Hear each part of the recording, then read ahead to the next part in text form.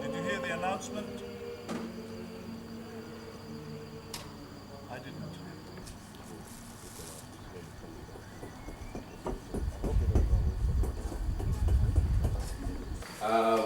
Tonight, our opening speaker for this term will be Palofesa Futa Helu, and as you can see on the board, I have this topic for tonight's discussion: mathematics as art.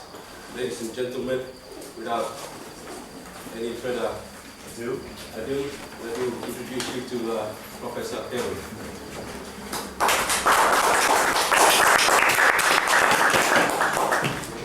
Thank you.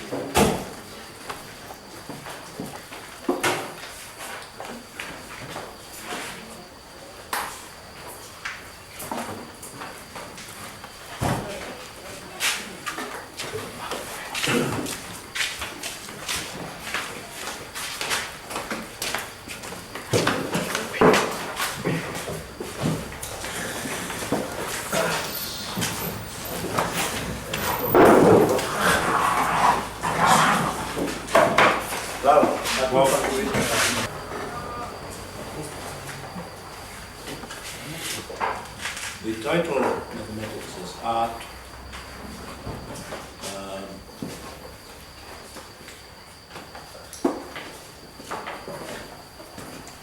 is meant more to emphasize the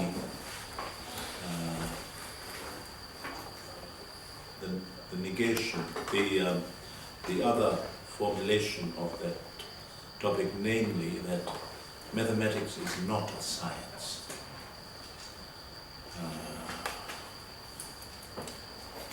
Whether I can demonstrate that it is an art or not is a different matter. We will see about that as we go, but I will try and present general arguments or considerations which could show that mathematics is not a science in a strict sense of the term science. Secondly, that the theory I'm presenting tonight is exploratory and tentative. It might stimulus further inquiry into the subject. It may not, but I hope it will have its value in stimulating thought. Traditionally,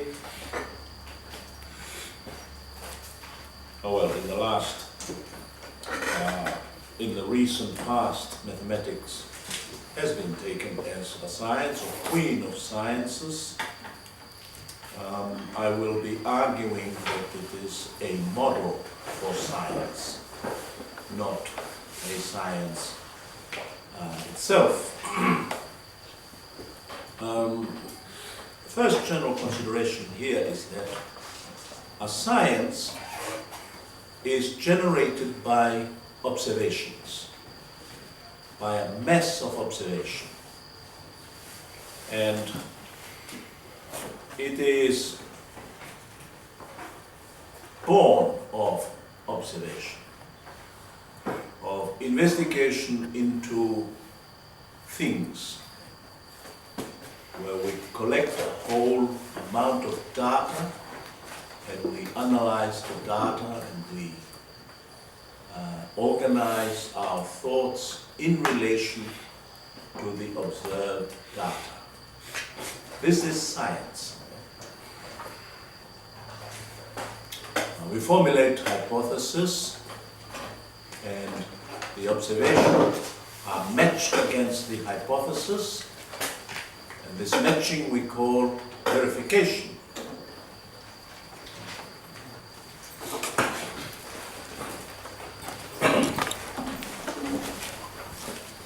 We have the factory,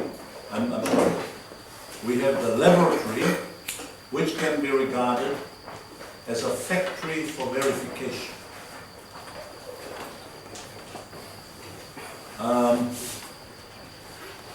And if we take one of the standard examples of a scientist, the biologist or the botanist, the botanist would be spending his time among trees and plants, measuring and observing the behavior of plants and plant material, and he'd be analyzing all sorts of data relating to plants and so on. And he would be making generalizations on top of these. That is why science has come to be regarded as an inductive business because of the collection of data, the pooling together of observations, and so on. Now, mathematics has been divided, of course, into two main fields of pure mathematics and applied mathematics. I'm talking about pure mathematics. Now, in pure mathematics, there is very little observation in the sense that we associate that activity with science, with any of the special sciences. In mathematics, the mathematician sits down in his office or wherever with pen and pad, and he works out equations, formulae, and relationships between amounts, between numbers, between quantities, or between distances, and so on. What does he observe? Well, he does a lot of introspection, of arguing in his head, but using logical principles. And he then arrives at his propositions. So, one could say that in mathematics, we generate the whole edifice of mathematical theories by deduction. One can contrast that with the scientific approach, which is through observation of things. But in mathematics, we deduce propositions from other propositions.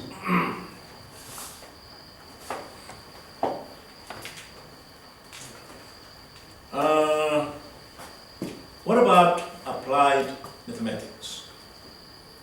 Well, applied mathematics is the use of mathematics to help us solve our physical problems, scientific problems.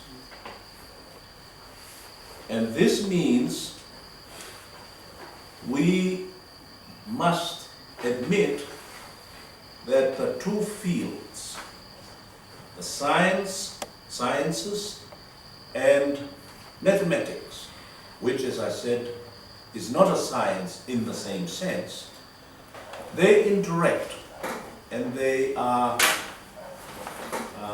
support each other in so many ways.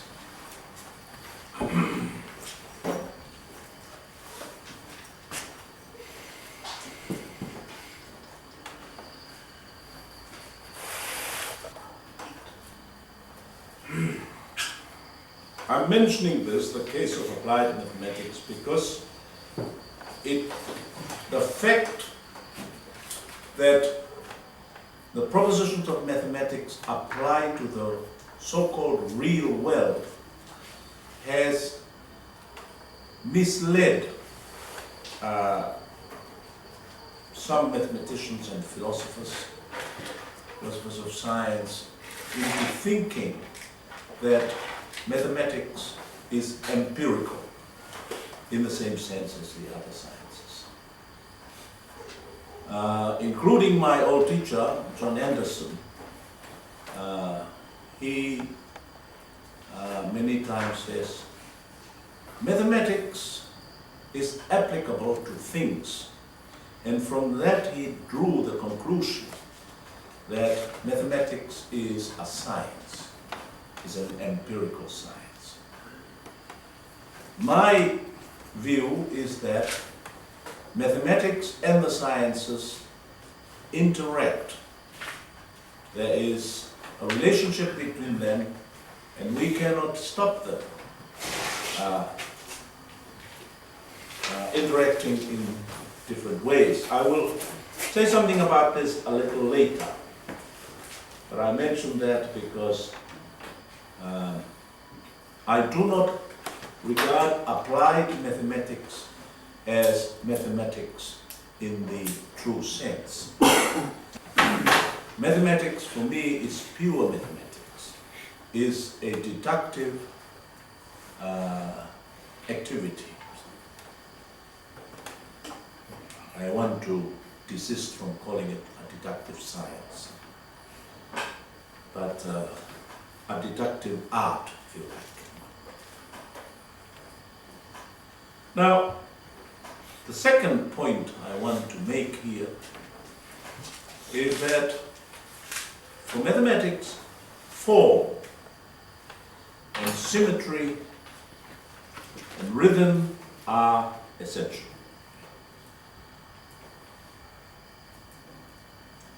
Form is so pure and is the essence of mathematics. In fact, it is so pure that essentially the logical form of a mathematical formula is A is A. Okay? Now take, for example, the formula for area of the circle, which is pi r squared. All right? In symbols, putting it down like that, you might say, this is A and this is pi r squared. There is no symmetry here, but if we substitute for A, it would be pi r squared. That's what the equation says. In other words, written fully, the equation is A is A. And all mathematical formulae are of that form. That is why Wittgenstein said that mathematical formulae are tautologies, nothing but tautologies. That the subject and predicate are the same. And we're the same with any formula whatsoever. Now, compare this with music. Nietzsche said in The Birth of Tragedy that all arts aspire to the condition of music. Well, what is the condition of music that all arts aspire to? His answer is form, pure form. Painting, sculpture,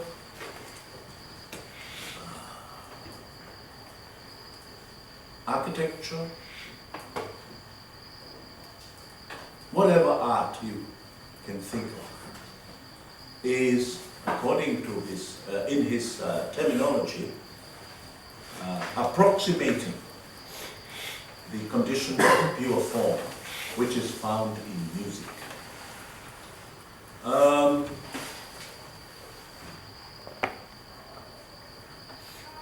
The pure forms, of course, are made up of points in space and time, but these points are embodied by tones, that is, by sounds.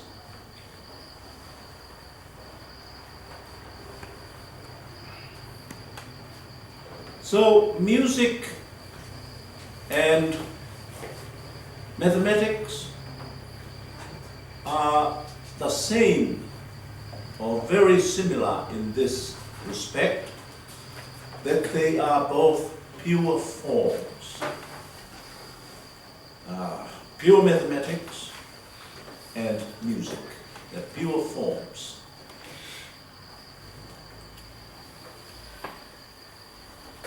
And again, that reinforces the title that music, the mathematics, is an art, or more of an art than a science, because it is pure form. The question comes to mind at once: does math and music, or music, have any content? My answer is this: yes. The content of music is feeling.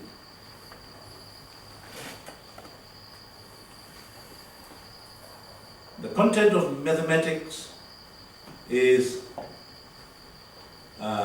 ideas or thoughts, or in the language of medieval philosophers, concepts, universals. That is, things in the mind.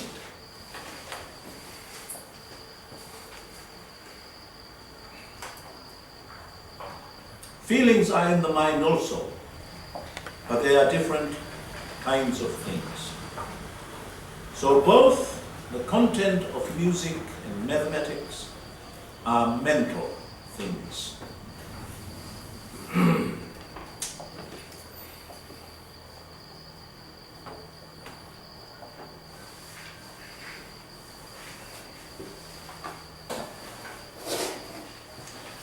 Now I want to remind you of Plato's theory of forms. There is extant no account of how Plato came to his theory. There are historians, classicists, who believe that Plato got it from Socrates, and Socrates got it from the Pythagoreans. That may be the case, but Plato, of course, was a mathematician. First and foremost, he was a mathematician.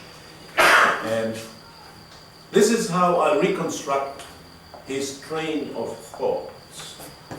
He was thinking about numbers. And it is common observation that we see numbers embodied in things. For example, the number 2 is embodied by 2 fish, or 2 men, or 2 coconuts. But these are embodiments, and I'm sure Plato, being a very sharp thinker, noticed this distinction between number 2 and the embodiment of number 2 in the 2 fish or 2 oranges.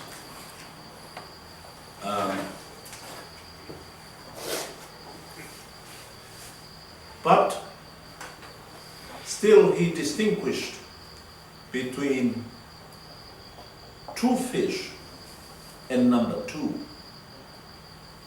And he said number two itself is a form.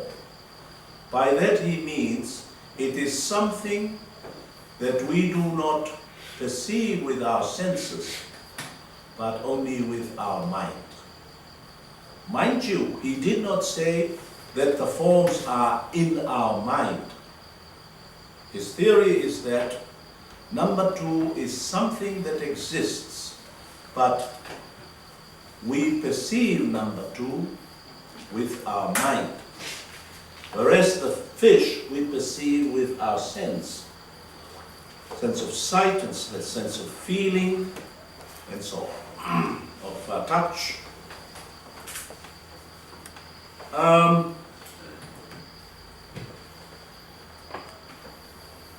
And he called these things that exist but cannot be perceived by the senses, only by the mind, he called them forms. All right. There's also another point that has to be made. That is, Plato did not think of the forms as being in the mind, only perceived by the mind, not by the senses. All right.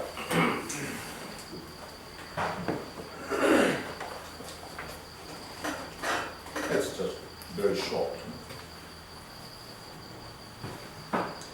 So, for Plato then, we have things which he called sensibles, things that we perceive by our senses, and things which we perceive by our mind, which he called ideas or concepts. Concept is a Latin term. Universals. All right. Is there any difference between the number two embodied by two fish and the number two embodied by two apples? Plato's answer is no. It's the same number two. And he gave an account which was riddled with all sorts of logical difficulties, but I think the original thesis can stand, that we can distinguish between the forms, things perceived by the mind only, and things perceived by the senses.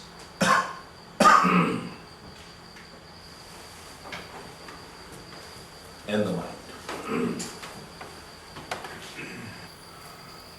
Okay, so much for that point about form. What I'm doing is building up a case for the idea that mathematics is not a science but an art, or at the most a model of science. I want to comment now on John Anderson, my old teacher, his early paper, Empiricism, which he wrote in 1927. In this paper, Anderson argues that mathematics is empirical. That is, it is a science, and it is a science based on observation. This is opposed to the thesis that I'm presenting now.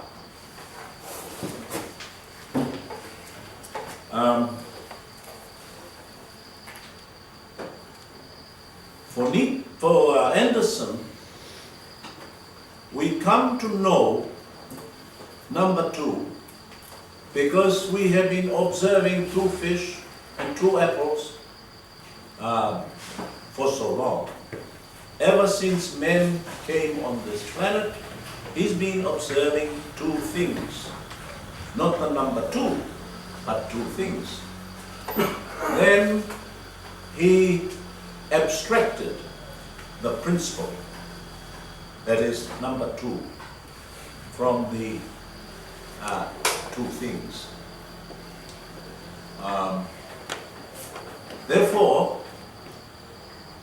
numbers are, mathematics is an empirical science.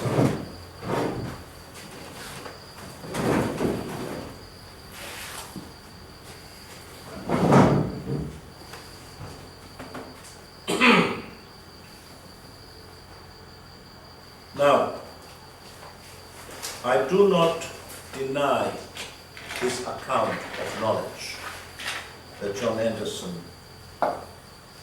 presents. He is right on how we come to acquire our sense of enumeration in numbers. We have observed the embodiments of mathematical entities for ages, and that is how we have set up our numbers. However, it does not follow that the numbers did not exist before their embodiments. And I think it is important to notice the difference between Plato and John Anderson. Plato says the numbers or the forms are fundamental, are primary. The world of sense, that is the embodiments, came after. They are imitations. Okay? The primary thing is the universal, is the form. The two fish are approximation, or they are embodiments, that is my term, embodiments, of the principle. Now, Plato does not try to refute Anderson's account of how we come to recognize the numbers. And I do not refute also. My version is that I am a little different in the sense that my position is that both mental entities, like the forms and ideas, and the material entities, the embodiments, they are both real in the same way. They are real. Now, Plato thought that the forms or the mental entities are the only real things. Anderson, I don't think he would deny things in the mind, but he tended in his writings to degrade ideas and things in the mind or mental entities. Now, I do not believe, like Plato, that mental things are prior to physical things. And I do not subscribe to Anderson's view that somehow things are more primary than mental things. My position is that they are both real, equally real in the same sense. But they interact, these two classes of things. The forms in Plato's language and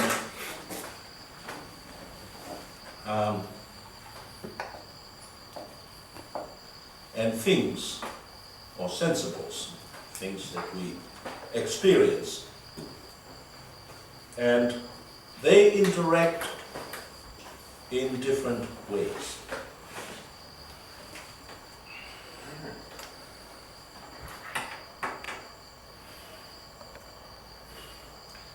I would regard this as a more thoroughgoing kind of realism than either Anderson or Plato, who both regarded themselves as realists. For realism, I think we have to affirm that mental things or things in the mind are just as real as things outside the mind. Though to say inside and outside may not be accurate, because everything is objective. Inside and outside are relative terms. Okay.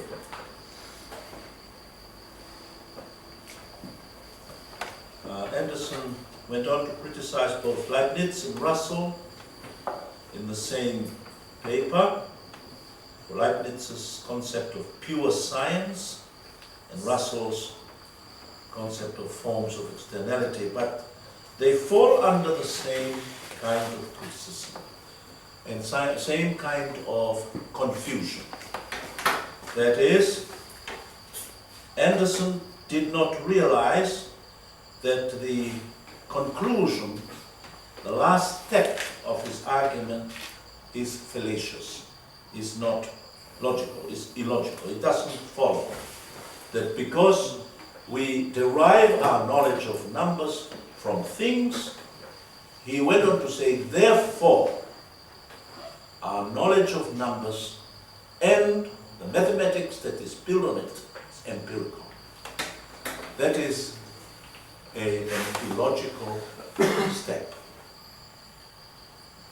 What I say, however, is that things remind us of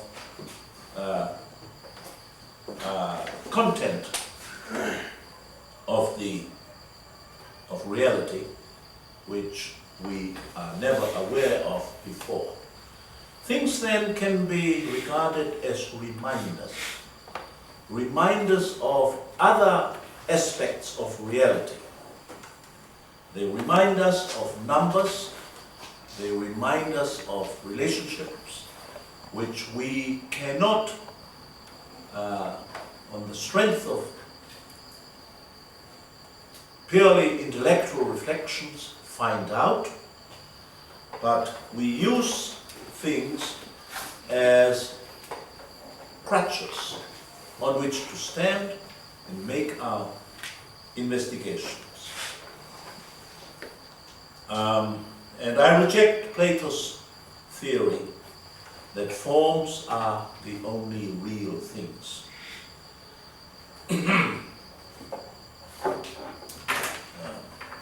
Both forms and things are real in the same way. Now, finally, I want to mention again the idea that mathematics is not a science but a model for science. Model in what sense? Well, in exactness and accuracy. Sciences are only approximate. They do not have the exactness and the accuracy of mathematics. If we call mathematics a science, then we will have to explain why it is different from the other sciences. The other sciences can only be approximate. We can never get rid of their marginal errors in all aspects of those sciences.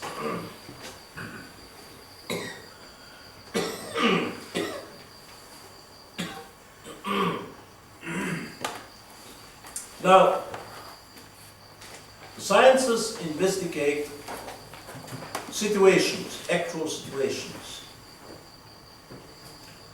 And so far as we know now, any situation is complex.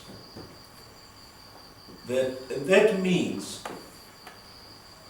we can never come to an end of our investigation of any situation because it is infinitely complex and therefore cannot be neatly summed up in a number of finite formulae, whether mathematical or otherwise.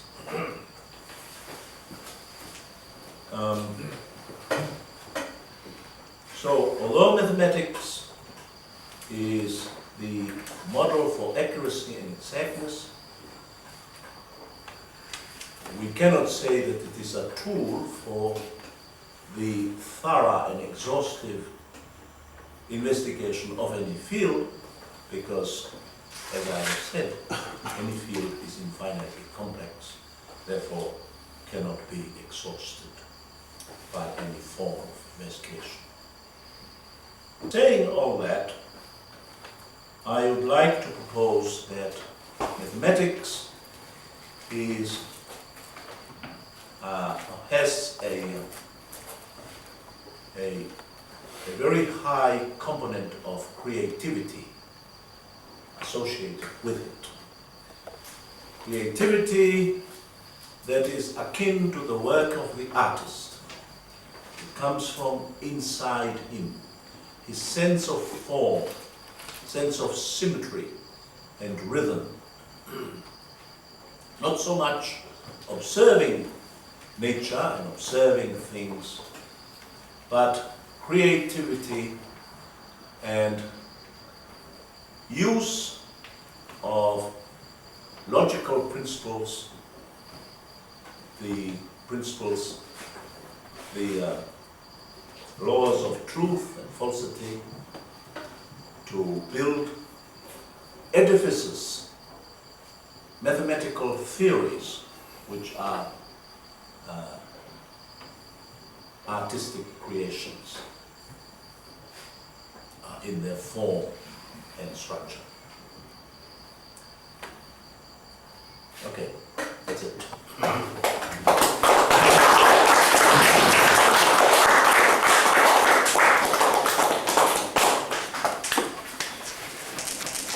Ladies and gentlemen, the floor is now open for comments, suggestions, and remarks.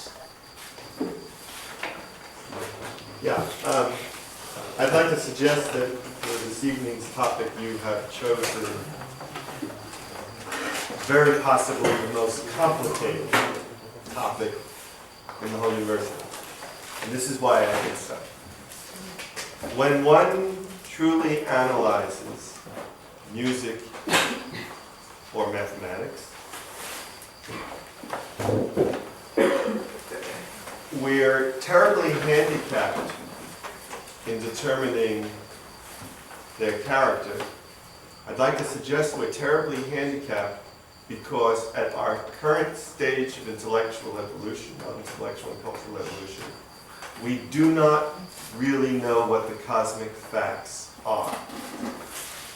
So it becomes extremely difficult to determine whether or not music and mathematics are in any way empirical. Let me give an example, because I have at times wrestled with this question, fallen back in some despair. So let me share some of the despair.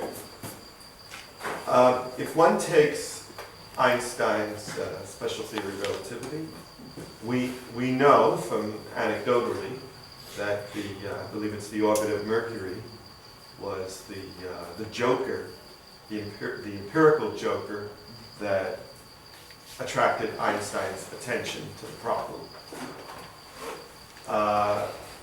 The actual formula E equals mc squared, I'm quite willing to concede your model that it represented a certain amount of creativity and form, and was not necessarily directly informed empirically, which I assume is your interpretation of that formula too. Subsequently to the publication of the formula, we kept reading, even in my youth, Einstein's special theory of relativity, again validated by astrophysicists or by scientists. So one could argue that the formula, although not empirically informed at the time, at Einstein's time, was an intuitive anticipation of empirical facts. And this is the morass, I think, that one gets into with this topic. Because not knowing the cosmic facts, we have, in various instances, no way of knowing whether Beethoven or Einstein are intuitive empiricists or just plain lucky.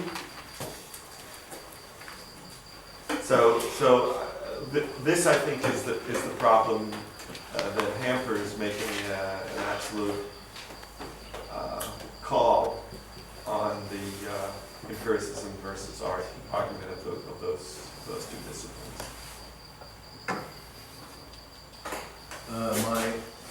My reaction to that is that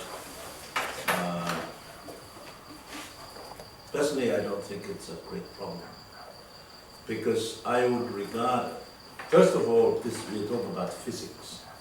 Physics itself is an empirical science, of course, it's a social science. But the history of the generation of E equal mc squared was, as you have just outlined, more like a kind of inspired guess, and then the observations confirmed this guess later.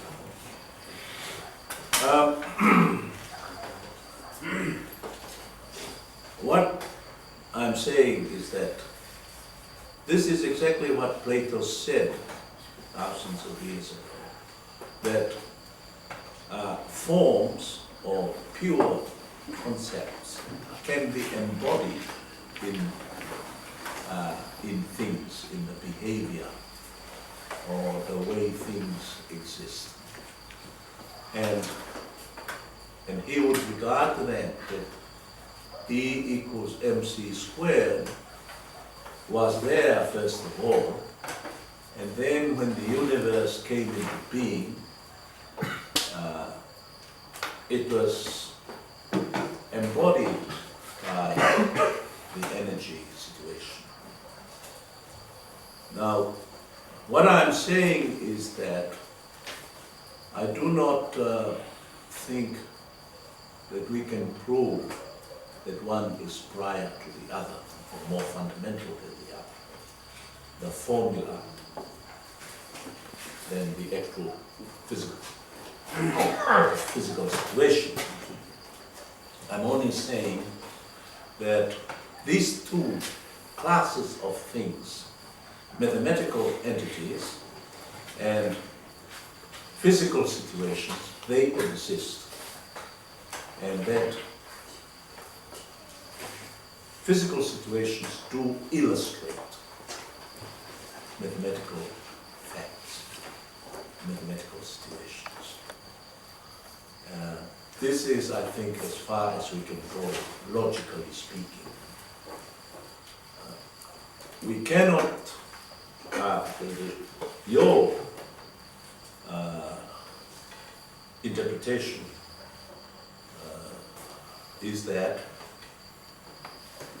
it was an inspired, creative guess on the part of Einstein, and mathematicians would have done the same in whatever they've been doing, but it ends up in the empirical side.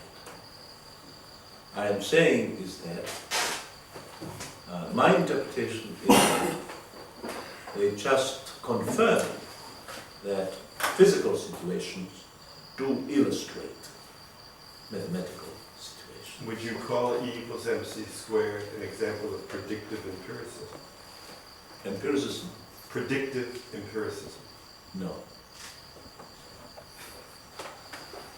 That's the No, next step, you see. That's the catch in your interpretation, but I do not accept that. I would say that is an example of the creative artistic part of certain sciences which are close to mathematics. And it is only later that we find out that Plato is right in saying that physical situations do confirm or do embody mathematical facts and situations. Well, I'm beating that horse as much as I can. Failo, can you say something about Brouwer, the intuitive mathematician? Well, I think the theory that has been taken up by another mathematician named Bishop, believing that mathematical entities are created by the minds. Okay? They are what they call now constructive mathematics.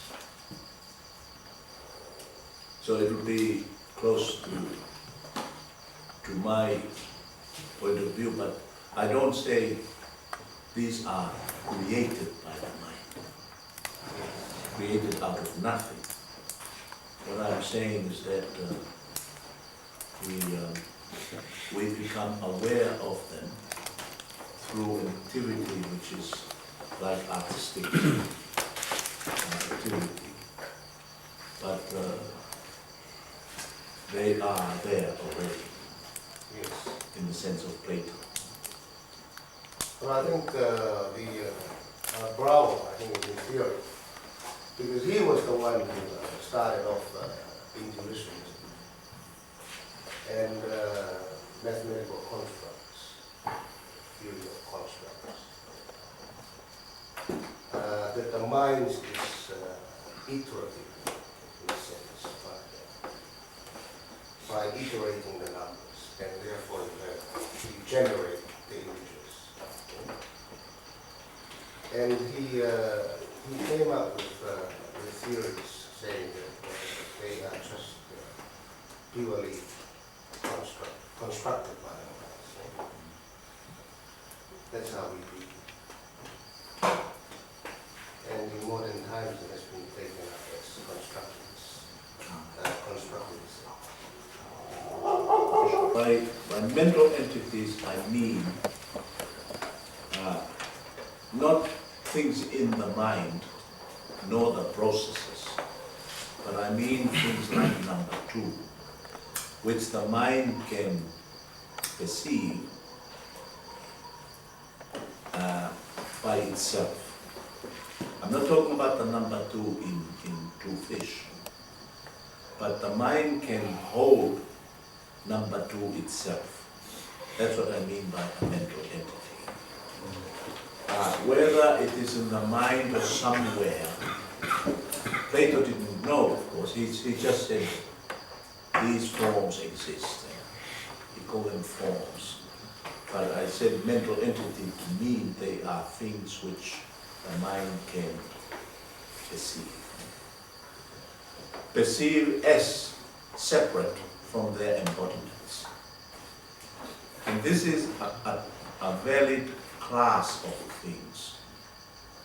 I don't think Anderson would accept that. As he doesn't spell out his view here, but I have a feeling that he wouldn't.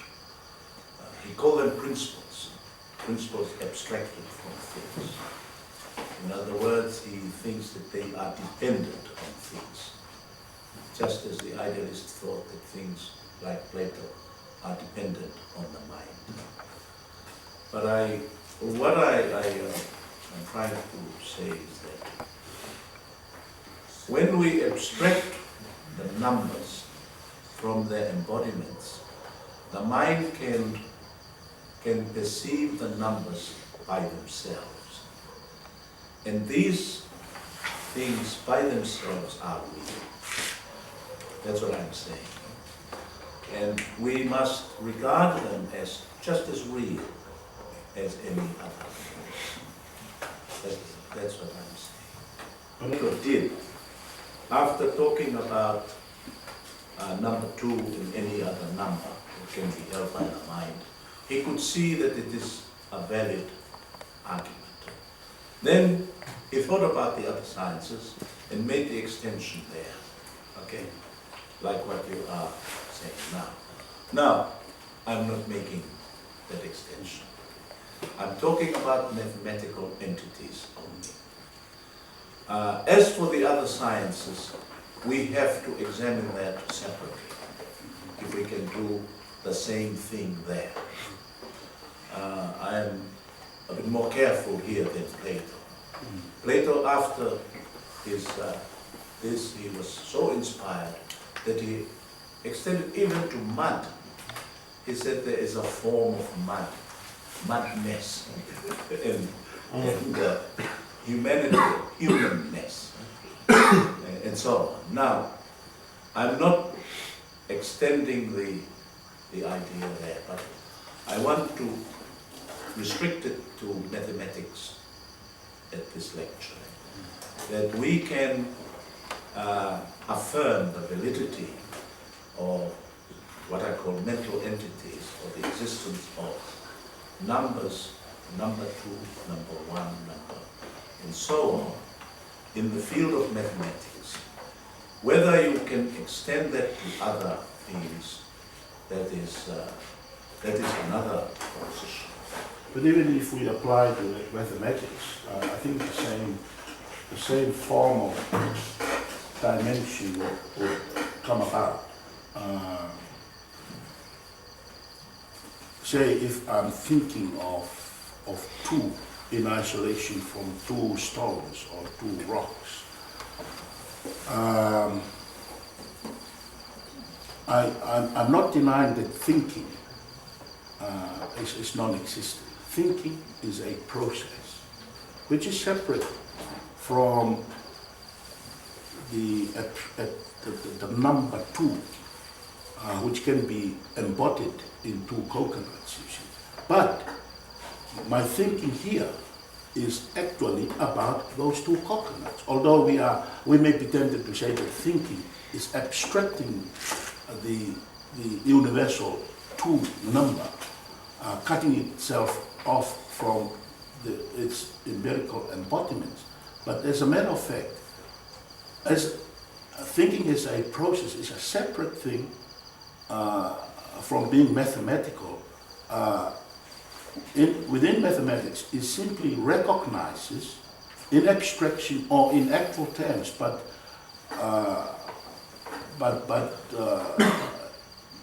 by abstracting it, we are really referring to the 2 numbers.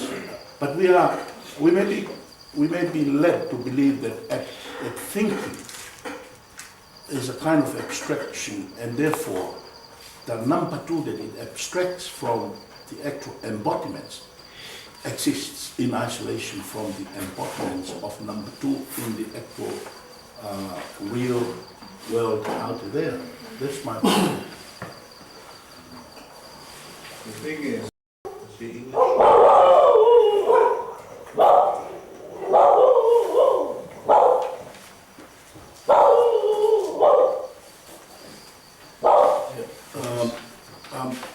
I'm tempted to ground Anderson's empirical position. While I recognize your assertion that the mental and the material are of the same spatial, temporal, logical status, I recognize that. But they are different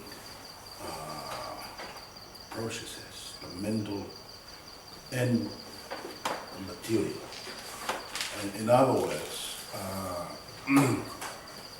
the mental process. It's not numerically constituted.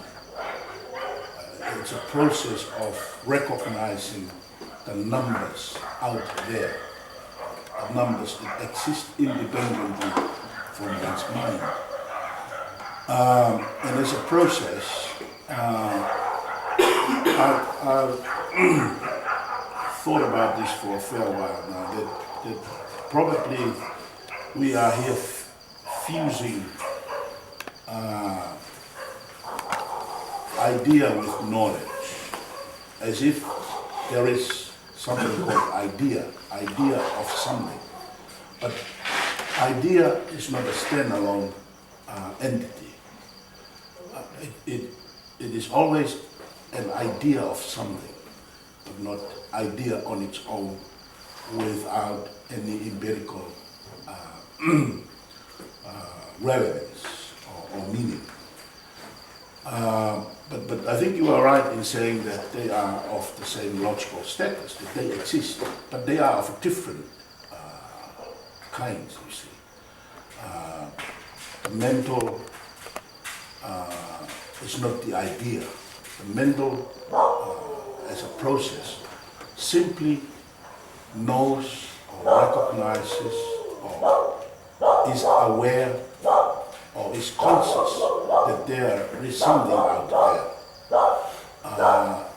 And that's why I'm tempted to dwell on Anderson's empirical classification, because we cannot simply equate the two by saying that they are of the same.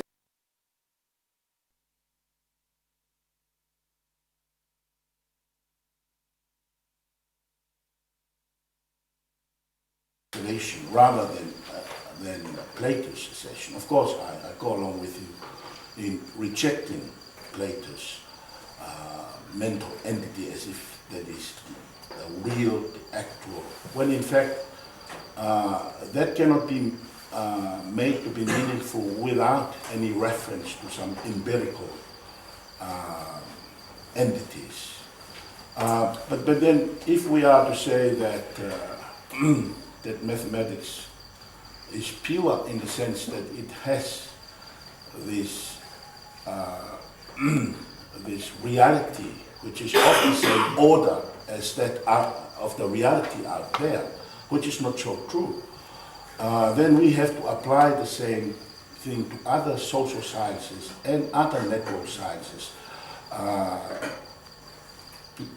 People have been saying that there is this pure social science, thinking in pure terms, in terms of social organization, and then applied social sciences, pure anthropology, and applied anthropology. So, in a way, we can apply the same distinction to other fields, in the same way that we are trying to distinguish between pure mathematics and applied mathematics. But then, if pure mathematics is pure, then there is no need for us to search for purity, because it's given.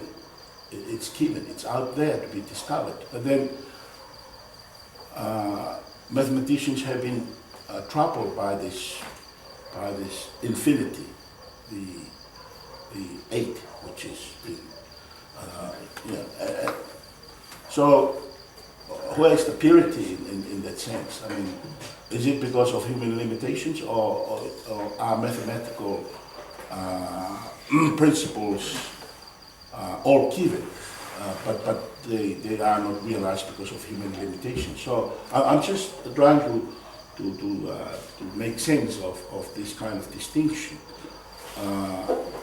because we, according to the history of pure mathematics, we have a history of people debating over certain issues, certain theories, and all that sort of thing. But if it is pure, then it should be given, because it's there in the mind. Why exerting mental exercise in discovering when it is supposed to be pure? So I'm finding this real problem still. That's my first concern. I've got a couple more, but if you want to react to that. But I can talk about social organization in this classroom without making actual references to aspects of social organization. You see, like we have the notion of fathers. Then when I refer to that notion, I'm referring to all fathers, which is a kind of abstraction. In the same way that I may be talking about numbers in this classroom or writing them down, in the same way that I may be writing an essay, just myself and my pen and my paper, talking about aspects of social, abstracting things from the actual world out there. But as a matter of fact, what I'm talking about in here, in my essay or thesis or dissertation, are actual things out there in society. Because it would be hard to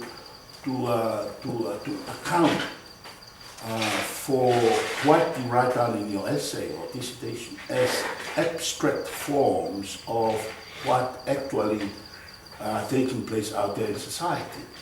For what I'm writing here, and in fact, when you examine my essay, you are actually cutting yourself off, but still in a way linking yourself to actual situations out there.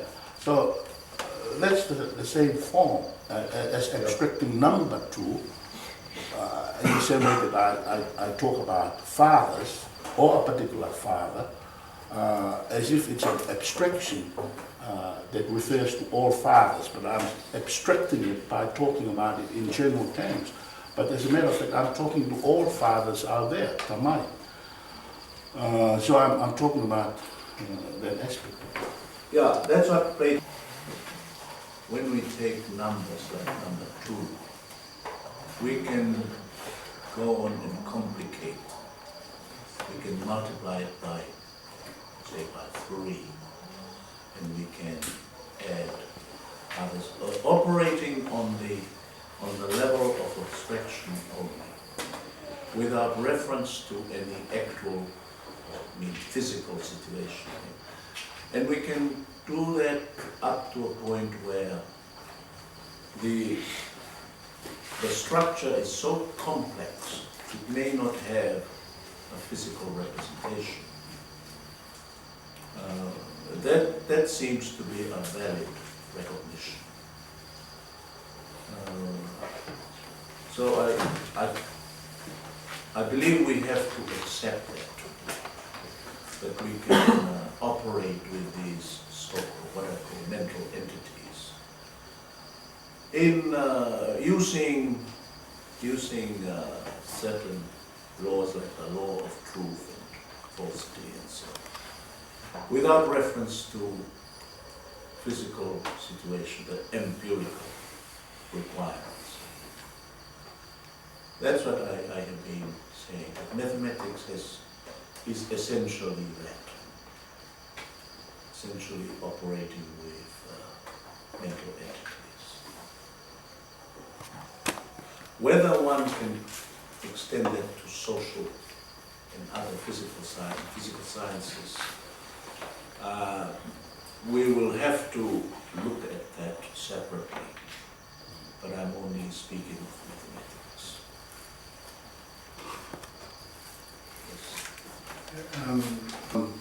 Historically, the numbers are themselves have their embodiments. They have their embodiments, but it's the fact that they are quantitative qualities of things that makes it much easier for us to deal with them. We can, as if we have a memory of them. We have all these numbers in our minds, and we can deal with them because they are qualities of things, not the actual embodiments themselves we can deal with, but a quality of the embodiments. Whereas with the sciences, we actually deal with the embodiments, with those things. And therefore, this is why mathematics can be applied in all fields, in almost all fields of study, because it's a quality.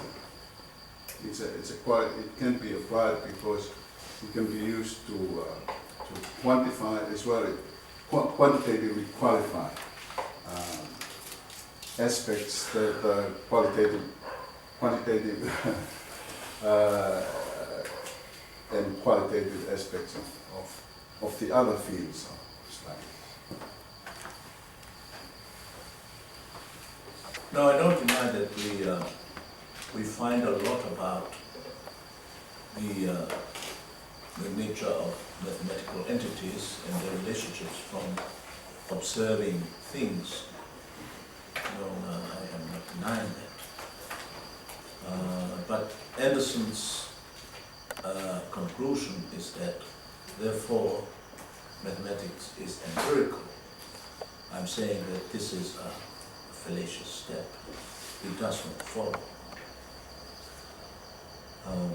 He may be right, but he will have to construct a different argument. So it has a mathematics, pure mathematics has an empirical side because it's both deductive and then it has an inductive side to it. But at the same time, all this is done, this all can be done with the mind, abstractly, without actually referring to any things, without referring to embodiments. Both these processes can be done abstractly apart from the embodiments. But I think, in other words, any observations that is done is actually done in the mind. In other words, we've learned quite a lot of facts, a whole lot of properties of numbers. All these are in our minds, and we just deal with them in there. We don't have to observe, say, society, as in social sciences, or observe the weather, as in the other side, or plants or trees, which are actually embodiments of things. These qualities or quantitative qualities are already in our mind. Their properties and their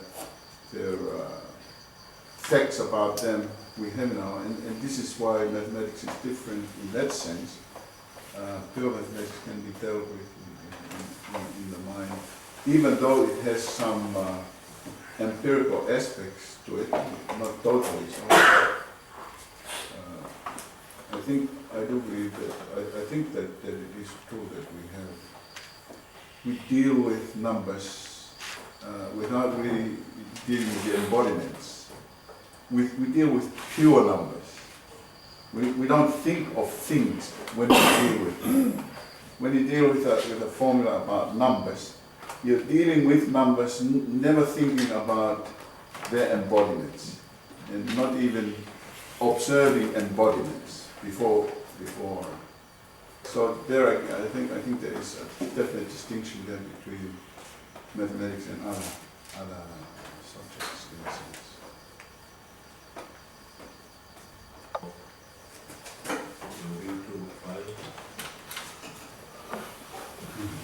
I was not really, I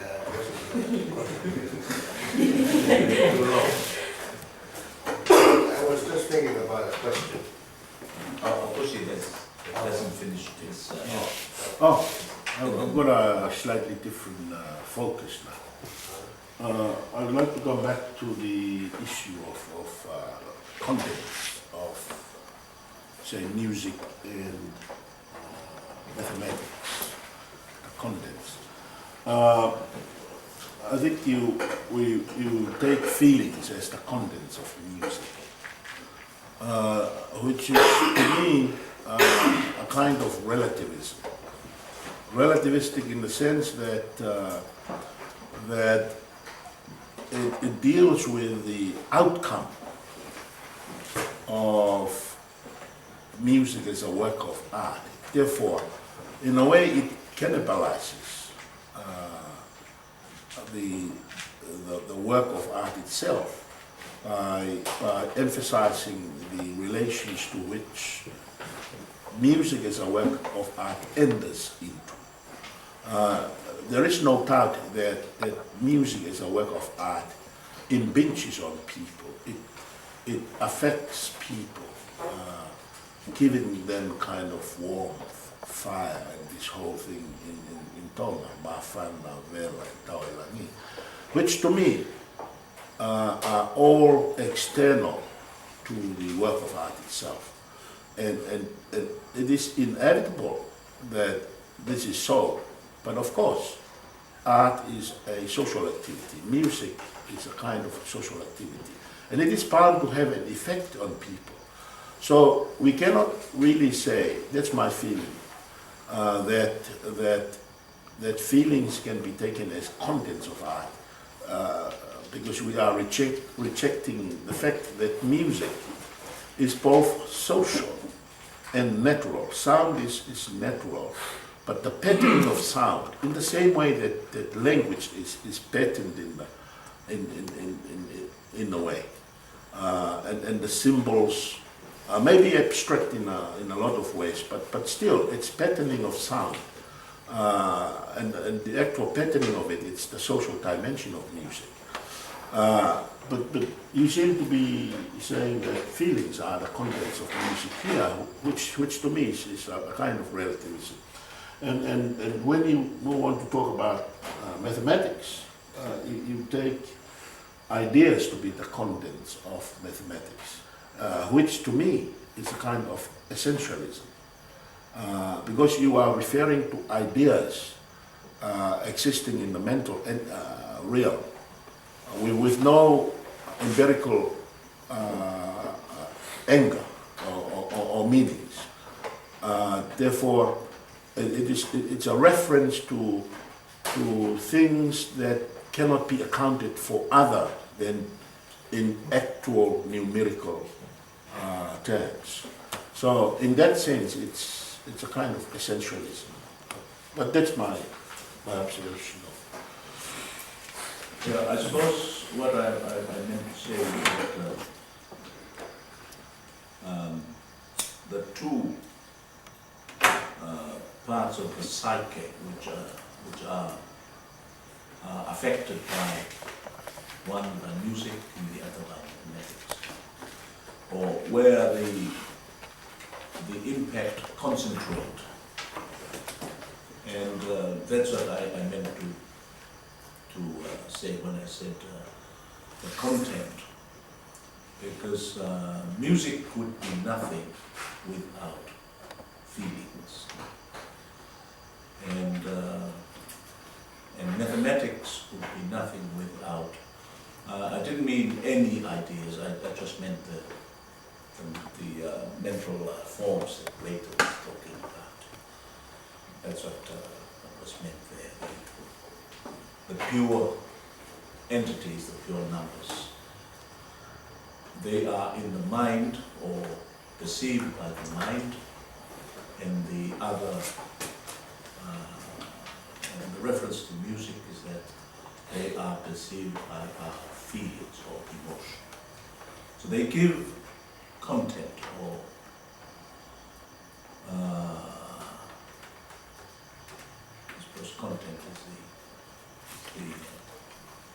the word, but that is what I meant.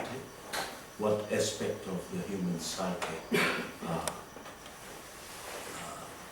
give content to these two arts, music and to mathematics.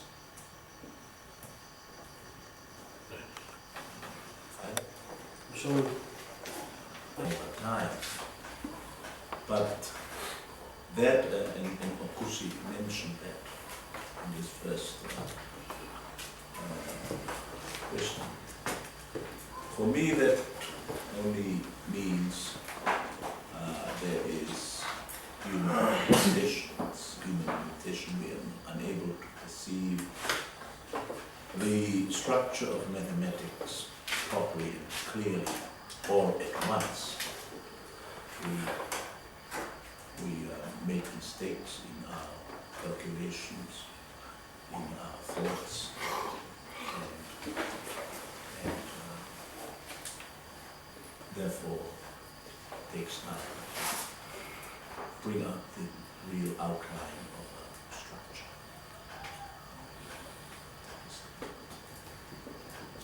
The question I was going to ask you is about David Hilbert, who sees mathematics as more or less like a game. It is a mathematician is working with symbols, and I think what he meant would probably be the same as what Plato's saw.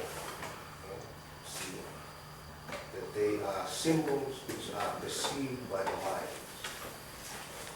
And the mathematician is only manipulating these symbols according to the laws of logic.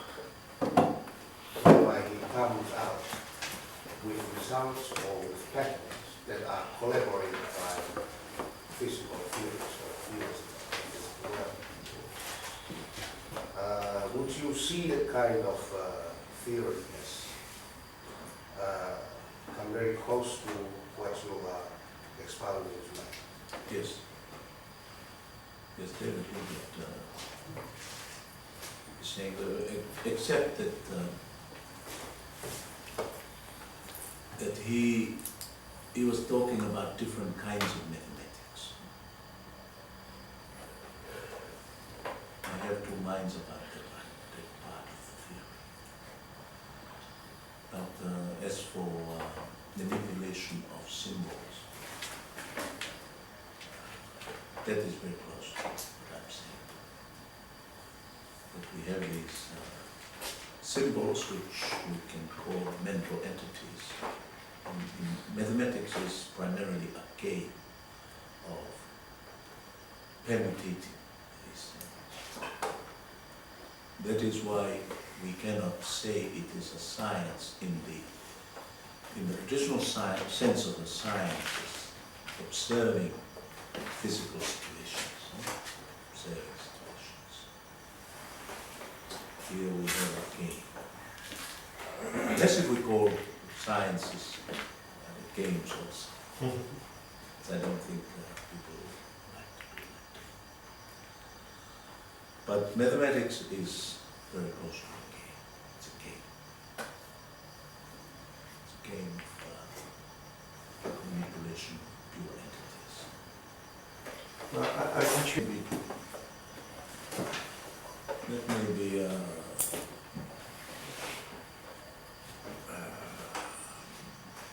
one way to interpret the Vedas and the Upanishads. In fact, Plato put forward the theory that knowledge is memory, is remembrance, is reminiscence. That all the knowledge is already encoded in our minds. Then what experience does is just to remind us, to recover, enable us to recover this memory, this forgotten knowledge. The psychologist Jung also developed a theory of racial memory that goes through generations and generations of race, of a particular race. They share this.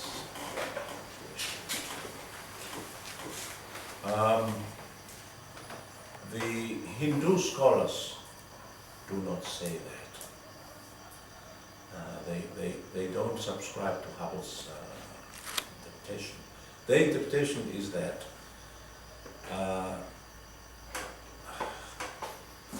that God gave it to Brahma. Brahma was the original master, he knew everything. And he gave this knowledge to, I think, to Narada, who wrote it down. He wrote down the Vedas, and then he wrote the Upanishad as a kind of synopsis, I think. And there are 4 Vedas, Samaveda, Rigveda, Atharvaveda, and Yajurveda. Then he wrote the Upanishads to, I think, to break down the ancient knowledge into a form which people can understand. And then from that,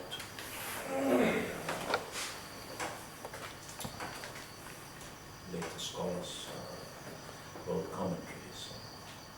However, you see strange ideas coming out of the Upanishad, the Vedas.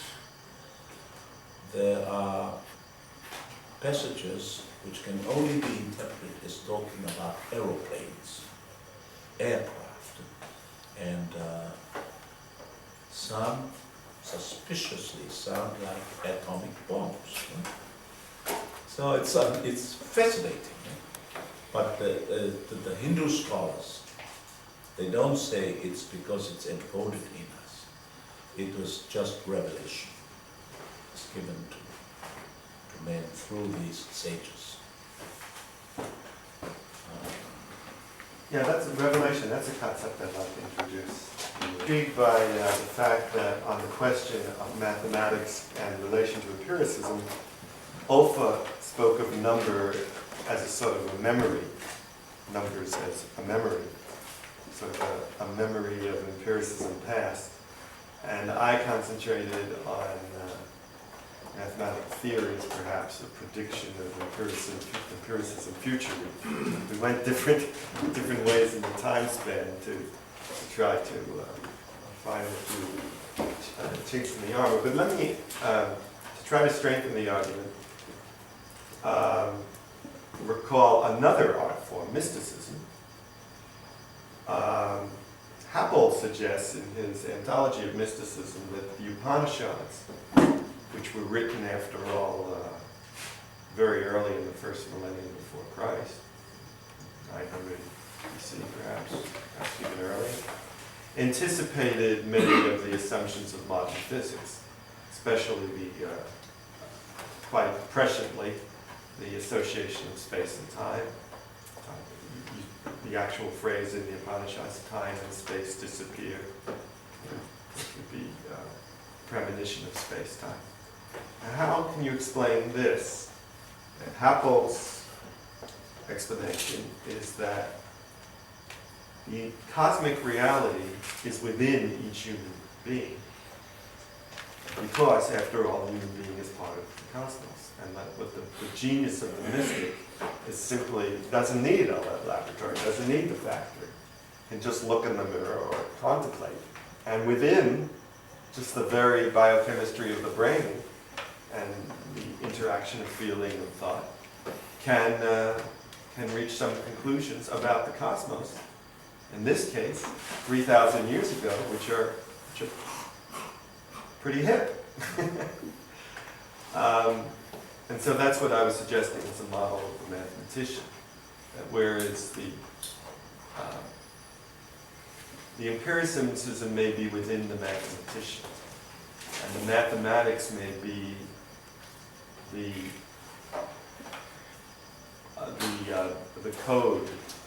code by which future facts are recognized.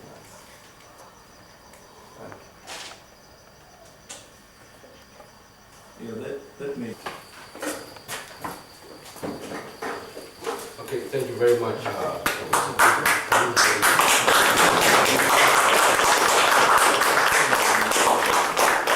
Our next week's topic for Monday night public lecture is cultural relativism. It's by a visiting professor at the Faith Seminary Tonga Extension Center. He's here for only 2 weeks. So we thought it was something new while we have the opportunity to discuss on this very controversial subject. Where is he? Where is he working? I'll have to get the details from him. No, here. He's here at the moment. He's visiting for 2 weeks. No, visiting where? Faith Seminary. No. That's the Faith Seminary, which is located next to the Cowley's Bakery, just over the other side, the Chinese shop. They have a New Failo. New, yeah. Next to two more high school. So he's here for 2 weeks and Oh, out there. yeah, In the office. yes. So we thought he would fill in and we will be on his back. Because we don't have a priest, you must get them obviously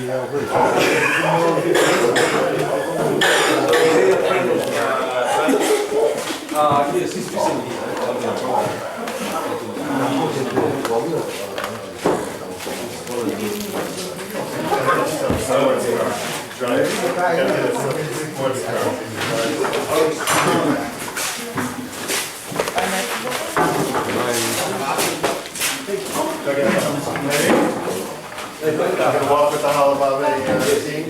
Really, Papa,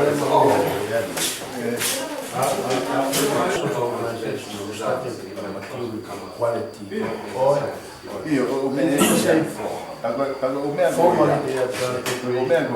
we are on our property, on our number property. Number. I got number property with field control. Where if I don't know study, when number I study.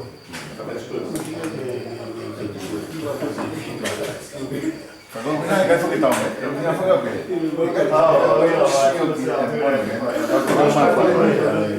There was a chap who came here. What the guy was Yofi, indirectly, very black man. All I don't know. Looking for original special Science, experimenting on me.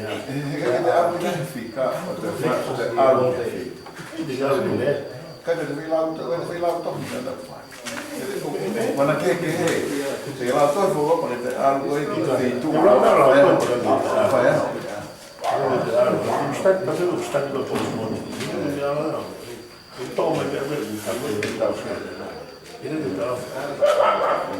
in fact, we